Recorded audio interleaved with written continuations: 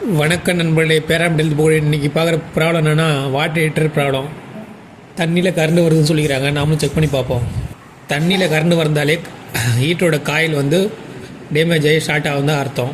நம்ம மீட்டரை வச்சு செக் பண்ணி பார்ப்போம். மீட்டரை வச்சு செக் பண்ணதில் ஃபேஸுக்கும் வாட்டர் லைனுக்கும் ஷார்ட் காட்டுது. உப்பு தண்ணியில் வாட்டர் ஹீட்டர் யூஸ் பண்ணாவே 6 மாதத்துக்கு ஒரு வீடு லெமன் போட்டு கைட்டு க்ளீன் பண்ணால் தான், இல்லைனா இப்படி தான் உப்பு படிஞ்சு ஹீட்டர் காயில் ஷார்ட் ஆகிடும். நம்மளும் இதை கைட்டி பார்ப்போம். கைட்டி பார்த்ததில் காயில் சுத்தமாக உப்பு படிஞ்சு டேமேஜ் ஆகிடுது. புது காயில் மாற்றியாச்சு. அப்புறம் தெர்மோஸ் வாட்டரும் ஓவர் ஹீட்டில் ட்ரிப் ஆகாமல் அதுவும் ஹீட்டில் எரிஞ்சு இருந்தது. எல்லாத்தையும் மாட்டி ஹீட்டரை ஃபிக்ஸ் பண்ணி பார்த்தா தான் தெரியும் எப்படி ஒர்க் ஆகும்னு சொல்லிட்டு. ஃபஸ்ட்டு வாட்டர் லைனை கனெக்ஷன் கொடுத்து பார்த்துட்டு அதுக்கப்புறம் தான் பவர் சப்ளை கொடுக்கணும்.